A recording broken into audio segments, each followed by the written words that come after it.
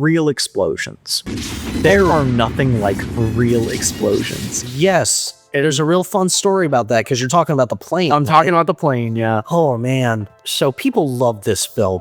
Yeah. People have gone it's a group of people. I was about to go right where you're going. Yeah, keep going. Yeah. They love the movie so much that it was this long-running, multi-year, lifetime project to recreate shot for shot the Raiders of the Lost Ark. Yeah. And the hardest thing for them was the plane and blowing it up. Yeah, I would imagine. Because they're like, we should just do a model. And they're like, no, we're not going to do They didn't do a model. They were doing shot for shot. They blew up this plane. It had so much gasoline. But it makes for such a visual spectacle. Yes, there's nothing like real explosions. If I had to point my finger on what's wrong with cinema nowadays, for the most part, it's that they don't do real explosions. CG carries a lot of the weight for, but again, I understand that because of like the danger to the actors. Real fire. Yeah, that is a real plume, and that plane actually just exploded. Yeah.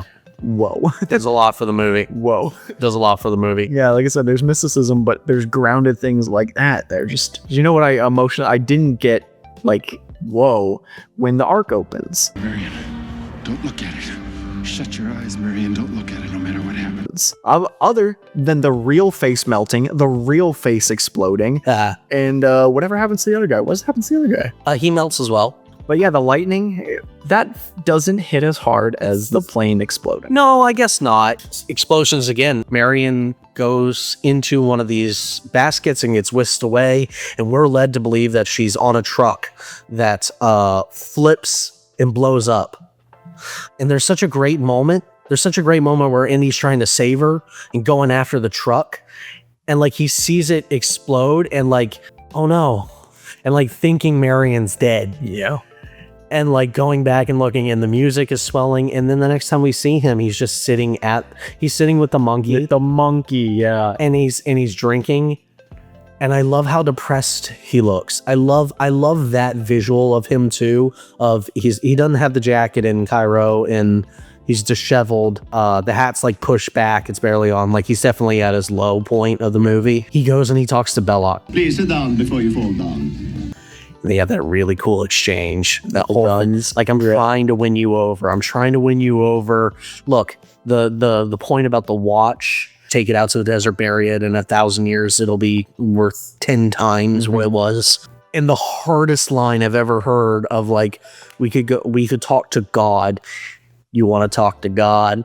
Let's go see him together. I got nothing better to do. It's like, that is a drunk character with nothing to lose. Nothing to lose. And then all the guns get out. That's what I like. As soon as he stands up and you realize that this was stacked from the beginning against. And then the kids come in and save him. Yeah. It's like, the heart saves him. It's like, children can't save you forever, guy. Yeah, talking about them figuring out how to do things when they go down into the pit and they're dealing with all the snakes. I love the story of like, they get a bunch of snakes and Spielberg walks around and goes, there's not enough. Yeah. More snakes. And they're just handfuls of just these writhing, coiling masses. And I'd be like, yeah, I need this. You might eat it.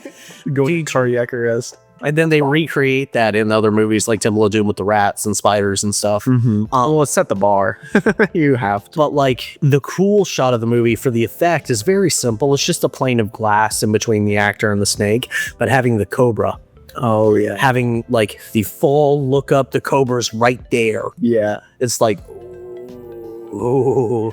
It's like, that's really tense, even though, and with the advent of like better quality film, you can see the reflection, you can see the glass pane, but it's like, again, your brain knows I don't care. That's a real snake right there. I'd rather have that reflection and have the subtle tells that my brain picks up from Harrison Ford and the light on the snake, that they are in the same room, this far away from each other. It does a lot. You feel it in ways that you can't describe. They drag a guy behind a truck in this. Yeah. They dug a ditch in the ground so they could drive and have him pull himself without getting run over by the truck. Yeah. They actually are doing things for real and you feel it every single time. Like you feel every grain of dirt that's running over him as he's.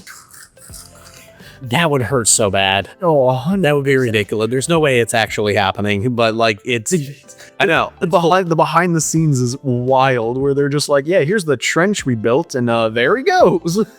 He's dragging him. So what do you rate out of 10? It is cinema as far as cinema can be defined. And honestly, it's an 8 out of 10 for me. It's an 8 out of 10 for you, which is to me very, very high.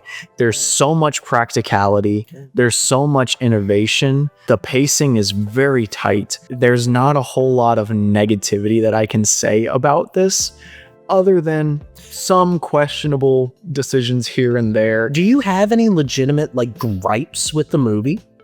Other than just like products of the 80s, other than that, not really. That one shot with the storm, hate that. Does not look okay. It doesn't hold up super well. I'd rather you film in a storm, but I understand. I kind of like it because it feels unnatural. Oh, it is.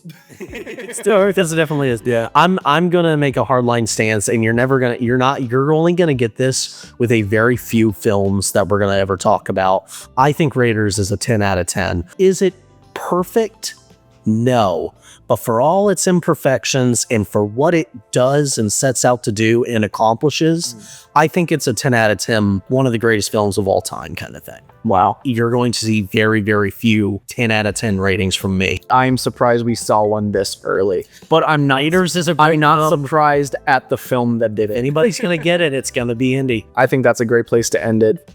Thanks for sticking around. What's your rating of Raiders? And what's your favorite scene? Some impulse. Thanks for watching. If you like what you saw, you can find links to that discussion or the rest of our great podcasts in the description below. If you made it this far, please consider giving us a like and a subscription. We'd greatly appreciate it. And as always, see you Tuesday.